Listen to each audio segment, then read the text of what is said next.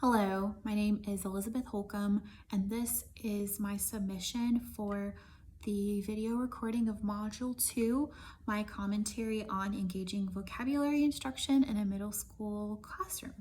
If I look this way, it's because that's where my notes and research are, so excuse me if I turn to look and read.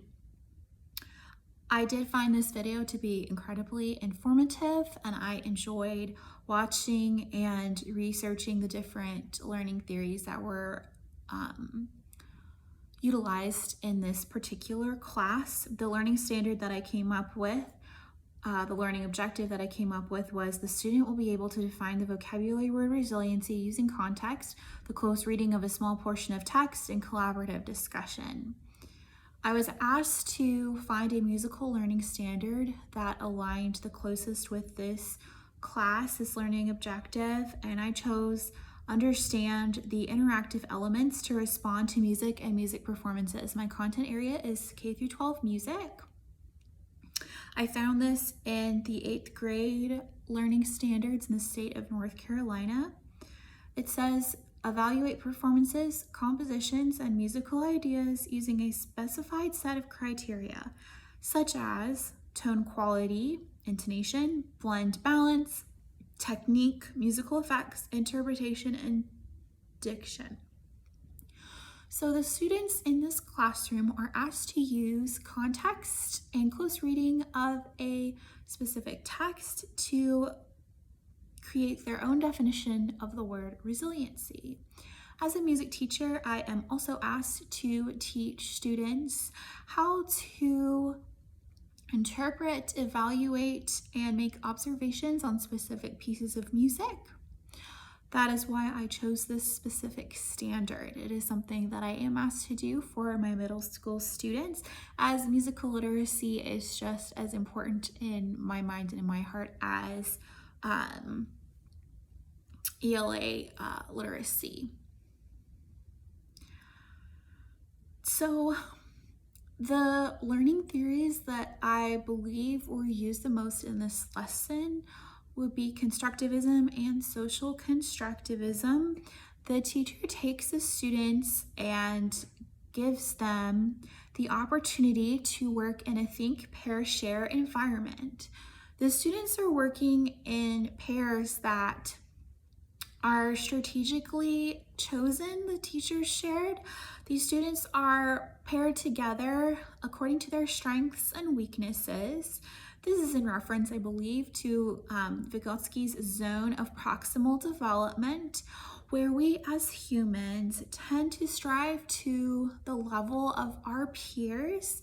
The stronger students may help the students with the weaker skill set to truly construct and understand the concepts that they are being presented with. I also could see constructivism being part of the learning theory of this lesson. The students are being asked to call upon prior knowledge to create the definition of the word resiliency. They're asked to use context in the words in the text before them. They're also asked to use their own experience to define this word. I also found it interesting that the teacher asked them such good probing questions. He asked them not just to define the word resiliency, but also to give examples of, to give non-examples of resiliency. And I think that this adds to their understanding as well. One of the bases of constructivism is that students have to build upon their prior knowledge. I think of it as foundation first, and then they build upon it like a set of Legos. So that was definitely clear in this lesson. I did think that it was an effective student-centered activity. The only downside that I could see to an activity such as this is that there is the chance that the quieter, more shy students might get left behind. I did notice that the video did focus on the responses of specific students. So it was unclear whether that was because those were the confident stronger students, or if that was a decision of the video editing process. That is something that also occurred to me. The student involvement did seem to be strong. The students did seem engaged and seemed to be enjoying the activity as they learned. In addition, I believe the teachers incorporated scaffolding into the lesson. They did break down this assignment into chunks. They had an overarching learning objective that they broke down into more doable, smaller problems that the students had to solve. And that is how the students came to their conclusion, how they came to their definition of the word resiliency, was through answering different questions, working together to answer those questions. I did refer to Bloom's taxonomy, the different levels of learning. I did see the students remembering their prior knowledge. They were also understanding. They were taking the text that they were assigned and they were applying it to the definition of this vocabulary word. And that was something that didn't occur to me until later today. And so that's why I redid my video to add my perception of Bloom's taxonomy usage in this lesson. I also could see some different downsides to this learning experience, but only what I had referred to earlier. I did think it would be interesting for the teacher to perhaps switch pairs, like rotate the pairs so that the students got to interact one-on-one with different people. The teacher was the facilitator for a part of this assignment.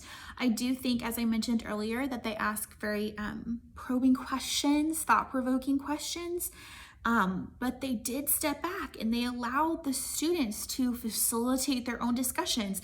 They allowed the students to type up their observations and their definitions. I think that that level of student engagement is very special and lends towards those learning theories that I have referred to previously, the constructivism and the social constructivism, and applying their use of knowledge.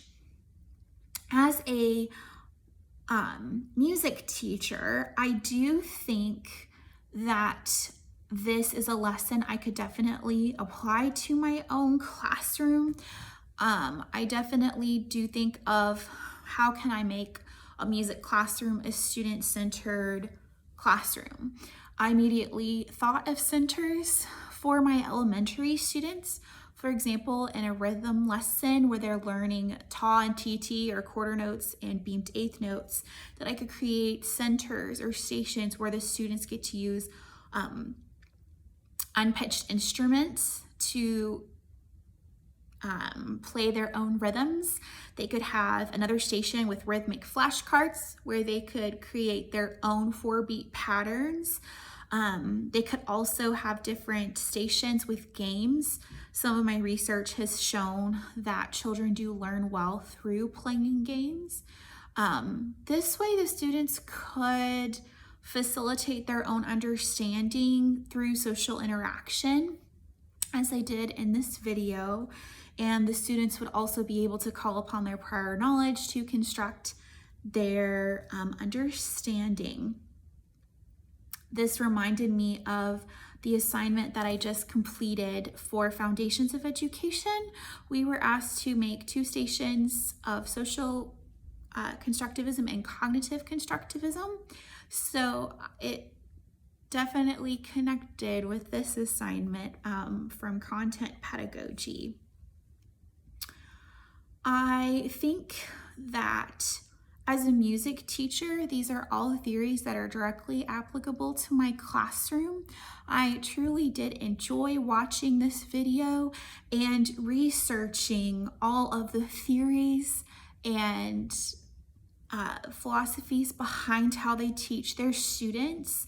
I think that these students will be able to remember this lesson far better through these theories than from rote memorization alone or listening to a teacher lecture to them. I think that there are many benefits to this lesson. I think that the children have a more lasting impression of the material, that they will remember it more effectively, and that they are developing cognitive skills that will carry them for the rest of their lives. And this is something that I am excited to learn about further. I hope I did not forget anything. I do get nervous filming a video like this, so I appreciate your time in watching my submission. Thank you.